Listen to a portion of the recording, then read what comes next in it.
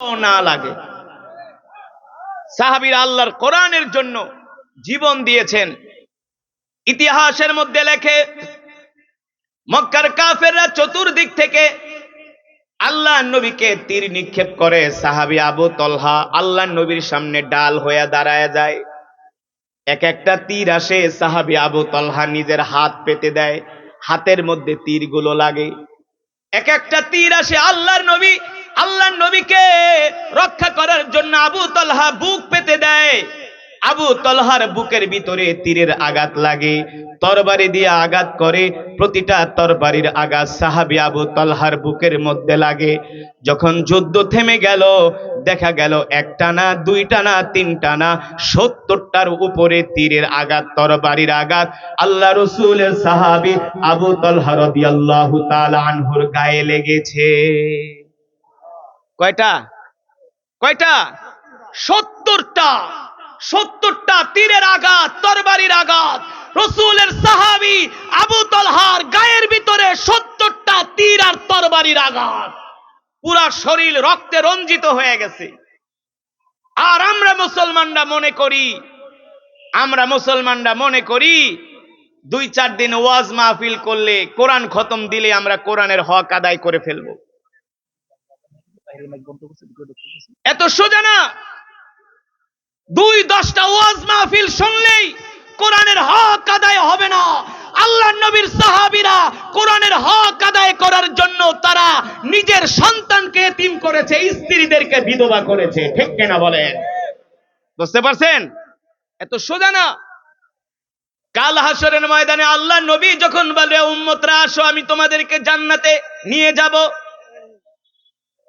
আল্লাহ রাব্বুল আলামিন আল্লাহর পয়গম্বরকে নির্দেশ দিবে, ইয়া মুহাম্মদ ইরফা রাসাক। আল্লাহর নবী সেজদা দিয়া হাসরের ময়দানে পড়ে থাকবে। জিবরাইল আমিন এসে বলবে, ওগো আল্লাহর নবী, ইয়া মুহাম্মদ ইরফা রাসাক ইশফা তুশাফা। ওগো আল্লাহর নবী, আপনি সেজদা উঠান।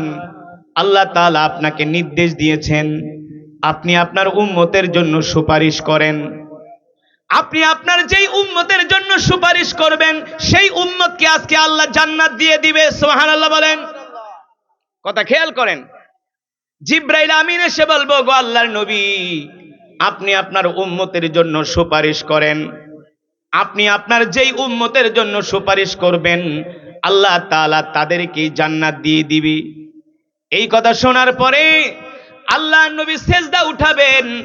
সেজদা উঠানোর পরে আল্লাহর নবী উম্মতদেরকে ডাক দিবেন, ও উম্মতেরা আসো আসো আসো, আজকে তোমাদের জন্য আমি আল্লাহর কাছে সুপারিশ করব, তোমাদেরকে আজকে আল্লাহ জান্নাত দিবে।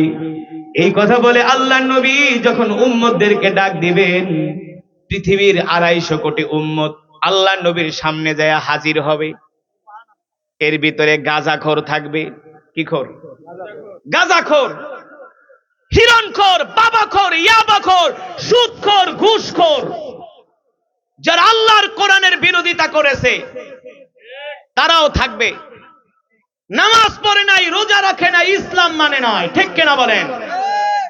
আল্লাহর দ্বীনের বিরোধিতা করছে। ওরাও যে বলবো, আল্লাহর নবী, আমরা তো আপনার উম্মত, আমাদের জন্য সুপারিশ করেন। আমরা আপনার উম্মত, আমাদের জন্য সুপারিশ করেন। তখন আল্লাহর নবী বলবে, এই আমার সাহাবী বেলালের দিকে তাকায় দেখ, আমার সাহাবী আবু তলহার দিকে তাকায় দেখ, আমার সাহাবী জাফর বিন আবু তালেবের দিকে তাকায় দেখ। ঠিক কিনা বলেন? আমার ওমরের দিকে তাকায় দেখ, আমার ওসমানের দিকে তাকায় দেখ। প্রত্যেকটা সাহাবী এক একজনের হাত নাই, পা নাই, চোখ নাই, নাক নাই, কান নাই। কাফেররা কলিজা পর্যন্ত টেনে ছিঁড়ে ফেলেছে। এতই সোজা। জান্নাতটা এত সোজা না। আল্লাহর নবী বলবে, উম্মত দেখো, আমার এক একটা সাহাবীর গায়ে তীরের আঘাত, তরবারির আঘাত, আর তোমরা আমার উম্মত, তোমাদের গায়ে একটা ফুলের টোকাও নাই। ফুলের টোকাও নাই। তার মানে কি? তোমরা দুনিয়াতে হকের পক্ষে ছিল না, ইসলামের পক্ষে ছিল না। ঠিক কিনা বলেন? অকুল জা আল হক ওয়া যাহাকাল বাতিল ইন্নাল বাতিলা কানা যাহুকা। আজকে সারা পৃথিবীতে হক আর বাতিলের লড়াই শুরু হয়ে গেছে। হক আর বাতিলের লড়াই, কুফর আর তাওহীদের লড়াই শুরু হয়ে গেছে। এই পৃথিবীর জমিনে যারা তাওহীদের পক্ষে থাকবে, আল্লাহ তাআলার পক্ষে থাকবে, আল্লাহ রাসূলের পক্ষে থাকবে, আল্লাহর নবী হাশরের ময়দানে তাদের জন্য সুপারিশ করবে, সুপারিশ করবে। এই যে আপনাদের মতো কোরআন প্রেমিক মুসলমান, আমি যখন তেলাওয়াত শুরু করেছিলাম মাত্র 10-15 জন লোক ছিল, কিন্তু আমি যখন কোরআন তেলাওয়াত শুরু করেছি আপনারা কোরআনের মহব্বতে দৌড়ায় দৌড়ায় কোরআনের মাজমায় আসতেন। আল্লাহ রাসূলের হাদিস, এই দুনিয়ার জমিনে যারা আল্লাহর কোরআনকে মহব্বত করে, আল্লাহর কোরআনকে ভালোবাসে, আল্লাহর কোরআনের তেলাওয়াত শুনে আল্লাহর জমিনে কোরআনের রাজ কায়েম করার জন্য চেষ্টা করে, আল্লাহর নবী কাল হাশরের ময়দানে তাদেরকে ধরে ধরে আল্লাহর জান্নাতে ঢুকিয়ে দিবে। জোরে বলেন সুবহানাল্লাহ। আল্লাহর জান্নাতে ঢুকিয়ে দিবে। এই কারণে আমাদেরকে সদা সর্বদা হকের পক্ষে থাকতে হবে। কিসের পক্ষে? জোরে বলেন কিসের পক্ষে? কোরআনের পক্ষে, হকের পক্ষে থাকতে হবে, ঠিক কিনা বলেন? যেখানে গুনাহ নাফরমানি সেখানে যাওয়া যাবে, যেখানে ইসলাম বিরোধী কাজ হয়, দ্বীন বিরোধী কাজ হয়, যেখানে অশ্লীলতা হয়, গুনাহ হয়, নাফরমানি হয়, সেইখানে যাওয়া যাবে না, ঠিক কিনা বলেন? আল্লাহ রাসূল বলেন, উম্মত, দুনিয়ার জমিনে যদি তোমরা আমার আদর্শকে আঁকড়ে ধরো, আমার সুন্নাহকে আঁকড়ে ধরো, আমি নবী কাল হাশরের ময়দানে তোমাদের জন্য সুপারিশ করে করে, হাত ধরে ধরে আমি নবী তোমাদেরকে জান্নাত পর্যন্ত পৌঁছে দিব। সুবহানাল্লাহ বলেন। তাহলে আমরা আল্লাহ রাসূলের আদর্শ মানবো তো? আল্লাহ রাসূলের সুন্নাত মানবো তো ইনশাআল্লাহ?